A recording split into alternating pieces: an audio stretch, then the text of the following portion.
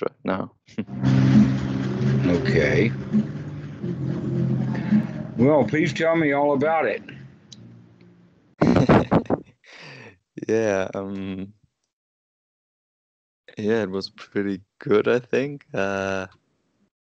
So we talked before. You said like I should instead of like strive diligently, I should persist enthusiastically, Okay. which I like remembered often, and it really like guided me a little bit. And I really like saw. I mean, you talked a lot about like enjoying the practice and being like satisfied with what's happening right now. And yeah, I really saw. I think what's so great about retreats for me is that like you are like in the same place with the same things happening like for yeah, in my case 8 or 9 days, and you really see like how your mind like creates suffering. And and I really saw like how often I thought like I should be like yeah, in somewhere deeper and deeper jhana, or I should be like working harder, stuff like this. And I really saw like how that's not helping at all. And that's really like a cause of suffering itself, really. Mhm. And so It seems to to like be a Western thing. yeah, Americans have it, Canadians have it, Spanish have it, the Germans have it, Eastern Europeans have it, and the Russians, they really have it. yeah, And so it's hard to turn all of that stuff around and say, wait a minute, what am I struggling for? Oh, I'm struggling to relax.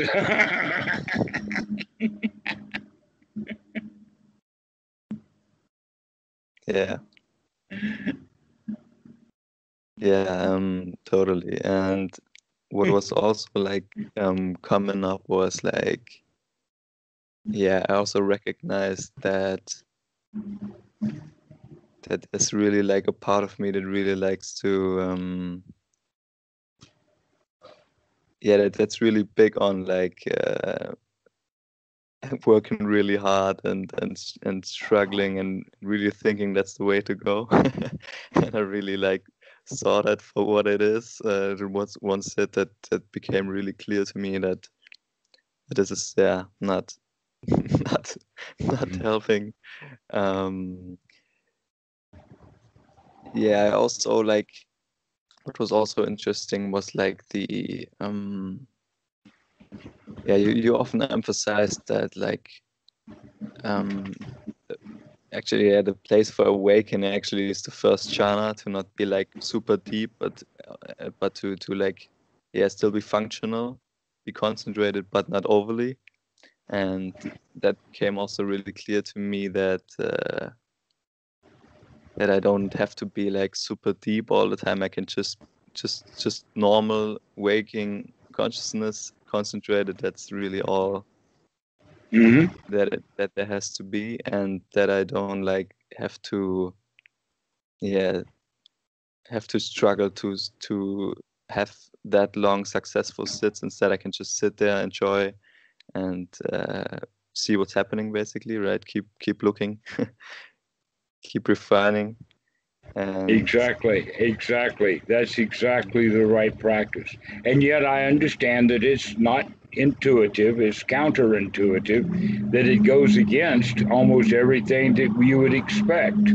mhm, Even from the Christian perspective, oh, meditation is something that you got to do, and when you get really, really good at it by practicing it often, then God's going to smile on you, but not until. And it's hard to realize, oh no, this is moment by moment that you can get God to smile right here. All you have to do is put it up there. mhm. Yeah, yeah, yeah, and also like I had some what was also happening was Yeah, the mindful eating went really well compared to last year. With all the, I mean, we worked on that a few weeks especially, right? And I Uh-huh. also I also shared your tip with like putting the fork down in between. And a few friends of mine, they are really sad after the retreat that this was the first time they actually could do the mindful eating when they put it down. So that's really a great tip. And yeah, also one time I really had this like that feeling that actually there is not that much control of what's happening in my mind. I mean, there is some control, of course, and like it's also like underscores the value of like habits and skill development with like coming back and being joyful, because that's really like all we can do. We can't like magically, if there's some emotion that's there, then it's there, and we can't like I mean we can like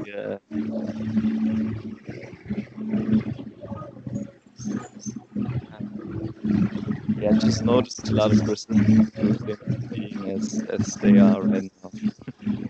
And Okay. and really you talk about like a lot of about like being satisfied. And for me, I think that's also in it. But for me on this retreat, I really saw that I have to like accept whatever uh, whatever thought or emotion is arising right now, Mm-hmm. because there's like automatically there has been like I recognize this on retreat really clearly. There's been a lot of suppression of things coming up and then tensing around it. Um, Yes, yes, uh-huh. and yeah, I think that's also, is that also what you mean with being satisfied? Is the not tensing around things that come up, or how is that meant? Yes, that's correct. You're right. Just look, when you see it, let us say that as hard, wrong word, as be, through a series of events, someone eventually comes to the state where they are, in fact, happy and satisfied.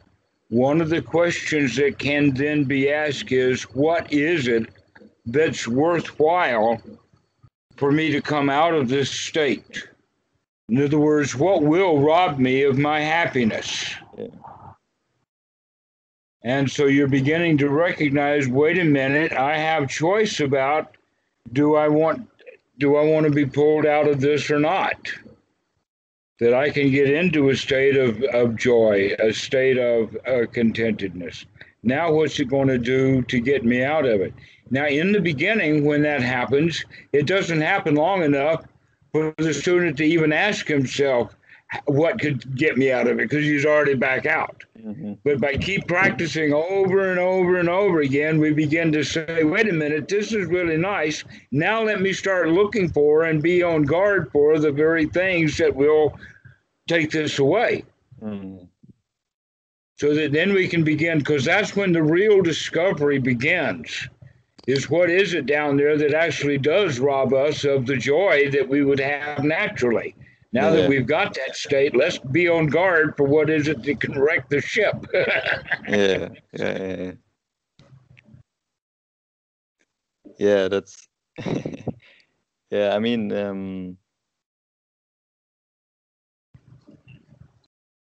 yeah, it's been really interesting also. When one day I was like really struggling with this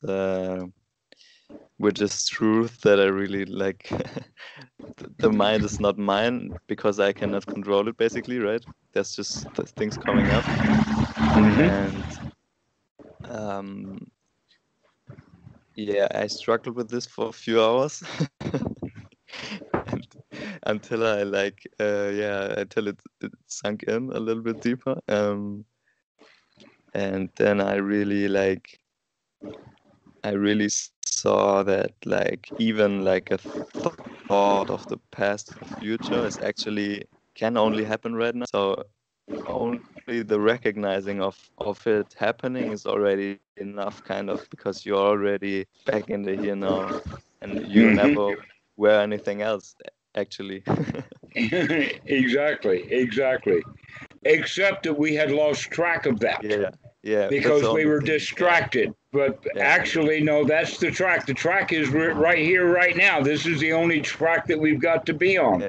That's in fact the Dhamma. The Dhamma is the path to be here now. And all the other things are just distractions. Things to take us off the path.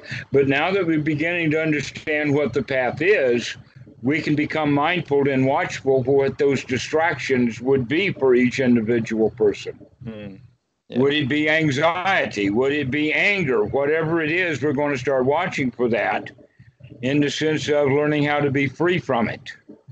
Yeah. Because right now we are not free from it, that the mind is clouded and polluted. And it's not in the kind of shape that we would want. It's almost like what they call in real estate a fixer-upper. That we didn't realize when we had gotten this mess what a mess it was. It needs, it needs. They also used to call it TLC, for tender loving care, which means this place needs a lot of work, including a few walls getting knocked out, and real major things need to be changed around a bit. So that's the way of looking at it, is TLC, tender loving care. We need to give that mind that tender loving care while we go after it with hammer and tong to pull out that anger. So we're going to be watchful for that anger. We're going to be watchful for that tendency to get into a hurry, to have that anxiety around food. Because now that you practice it with the food enough, you know what it's like to be able to eat anxiety free. Yeah. So now the new assignment is, whenever I'm eating, I'm going to be awake, very awake and watchful for anxiety to come in. Yeah. Yeah, and then the way we do this, right, with the like tier, is really like in small steps, like every little time it's like a small piece of the wall. And every time we make that small piece, or that put that one piece into the puzzle, we get one more piece into that puzzle, we can celebrate. Yippee-ki-yo-ki-yay. That puzzle beginning to take shape. I'm beginning to get a picture of what the real Dhamma is all about. Yeah. And so we begin to get really eager to hear more Dhamma, not just talking about it or reading a book, but eager in the sense of more investigation. I like this stuff. I like figuring out this stuff. Yeah. Yeah, I mean, that's been the last week has been really interesting, because there was still this like a strong momentum from retreat. So I recognized like lots of stuff in my life that like still need a little bit of work and pull me out of that state now and then. But it also showed me like it gave me strong motivation to like continue this, because it's just it just has to be done, right? I understand what you're saying. Yes, that in fact the first noble truth about suffering is actually the primary motivator. Once we start seeing the suffering, we say, I want out of here. Yeah, it's the only logical thing to do, right? It's like just doesn't make no sense to not do it. Exactly so. Exactly. Yeah. Well, this has been a really, really good report, and I'm really happy to hear that you're making such excellent progress. That's great. I very much enjoy listening to students practicing the Noble Dhamma and getting good benefit out of it. So now tell me a little bit about the retreat itself, Tucker, and things like that, what you would reminisce about. Yeah, it's already been a week. It feels like a long time, some kind of, but yeah, it was like basically, yeah. I mean, the major things that I like that that I saw, like how my mind works. Already shared, like the striving aspect and the doubt and stuff like this. So this was really big discoveries for me, I think. Um, and yeah, other than that, I just tried to like in the past, I always like try to work really hard, and then I kind of burned out and I had to rest for like 1 or 2 hours. And on this retreat, like the sentence you told me like came to mind very often, so I took it a bit more lightly, and the weather was beautiful, which also helped. Like I just strolled around a little bit in between and was satisfied. And so that like that was really great, because then I had energy all day basically to just be there, and not like had to like take naps or something because I was exhausted. And Isn't that amazing? Because you know what it's like to do it in the exhausted kind of way, and now yeah, you recognize, oh, you don't have any. yeah, yeah, yeah, and I It's also like looking for the way to town by climbing a hill, and instead of, hey, wait a minute, town is downhill. Turn around and go in the right direction. yeah, yeah, and also like I recognized like how that's just a pattern. I mean, the interesting thing, right, is right, you always like see all your patterns in your meditation. So I really saw that's a mindset that I use in life in general. And so I will really look out for that in the next few weeks, month, I think, and really like try to uproot that, to like that mindset of like I have to like. I mean, you told me this a year ago, right? With like striving really diligently is like a little bit of a victim's mindset, because like I'm not good and I have to do this to be good, kind of. And actually, if I just like relax a bit, then I have like, instead of like working 1 hour really hard, I can work like 12 minutes and just get much more stuff done. Um, yeah, so that was Yes, a big insight in my own mind, I think, how that stuff works. Yeah. it's quite amazing. It really is. And I'm pleased to hear it. So, what did you think of Tucker?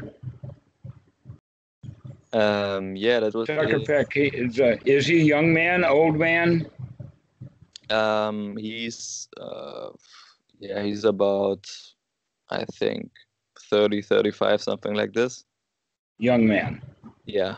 And he has so he's trained with Chula Dasa from the Mind Illuminated Mm-hmm. for a few years, and he's also a trained psychologist.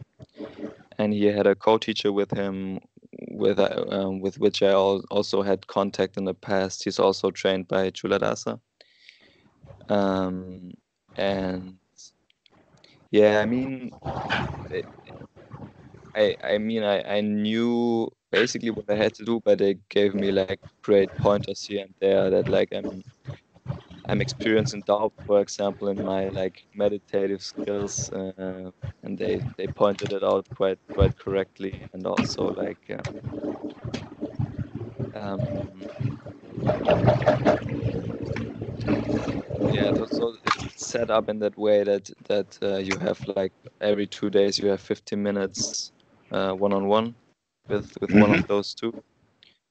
And yeah, the days I were kind of like running against the wall again and again, they pointed like that stuff out to me. that, yeah. So that was really helpful because I was, now and then I was like kind of lost in my own mind and running against the wall again and again. And sometimes you just need someone outside of you to point like the obvious out, right? So basically, then their teachings are the same as what you hear on the Skype. Basically, yes. I mean, what what helped me so greatly with working with you, especially, is like just the emphasis on joy. Before that, I thought like that's like a side note, or that's a thing that comes when I'm good at this. But actually, you like said that this is like you have to basically practice what you want to have, right? And Mm-hmm. yeah, that was like the missing juice for me, really, I think. Like the gas in the tank to actually have the energy, and to like, yeah. I mean, I really think that's a thing for. I talked with lots of people on the retreat, after the retreat, and before, and I could really see like them having the same obstacles that I had a year ago, because I was not like emphasizing the joy and like always thinking about what I could get in half a year or something, instead of Mm-hmm. like enjoying it right now. And I really saw on the retreat that when I had sits like where I was kind of going into it with an agenda and kind of like with a outcome goal, then those sits were really intense and not like just like uh, needing really much energy. And instead, if I just sat down, Mm-hmm. like started with a few minutes of deep long breath, then it just uh, it just evolved organically, and I really had no goal in mind, but only had like the goal of enjoying like this moments of presence and being numb. And those were really the the sits where I felt like this is how it's supposed to be. And so that's just so I mean I read a lot of books and everything, and that was just it was really intellectual before I started working with you, and not like really in the body and the joy. Mm-hmm. So that was Well, I'm I glad think, glad to hear that they were able to help you through some of the stuff that we had talked about, but yeah, you're experiencing it right in front of them, and they can. And that's good. I'm yeah, glad to hear that. That's a good report. yeah, yeah. I mean, I think they really both do a really good job. In what they do. Um,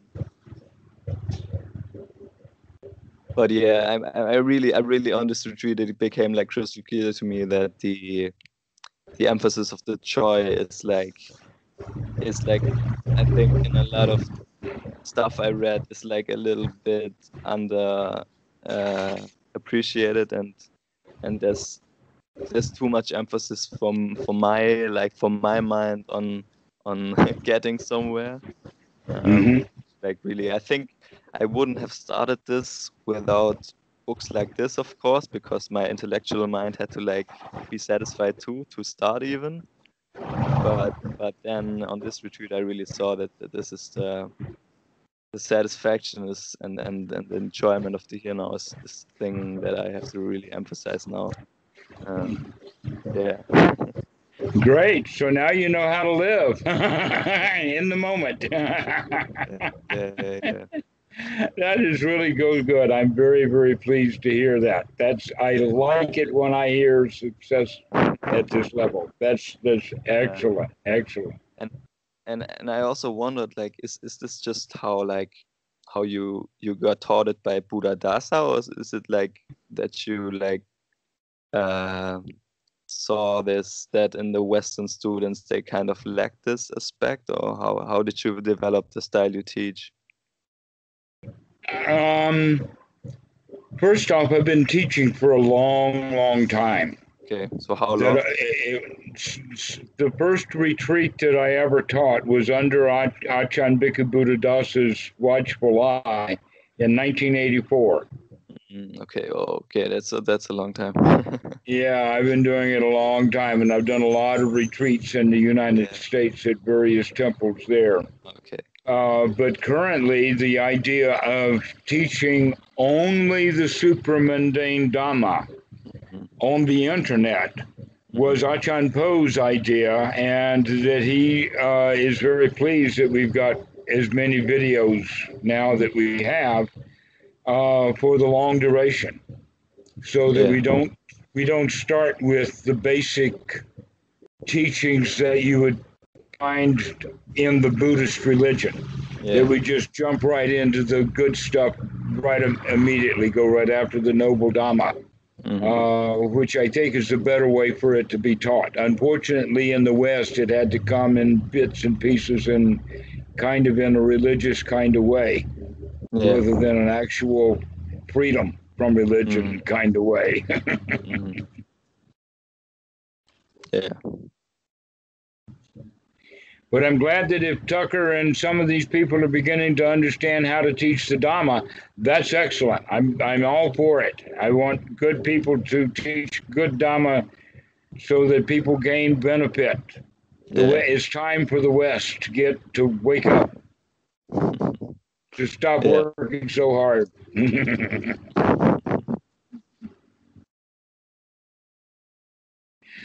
Okay, well, our time is about up, and I got a couple of people waiting on me, so I'll sign off now and see you next time, whenever. But I'm really pleased to hear what you're telling me. You're doing good. You're progressing. Excellent. Yeah. Perfect. Yeah. I'm feeling it. I mean, yeah, it's really amazing. Thanks for all your support. You It's did all been the work. All I did was sit and laugh, and you did all the work. yeah, that's true, but has been really valuable to me. So yeah, thanks again. All righty, we'll see you. See you. Bye bye.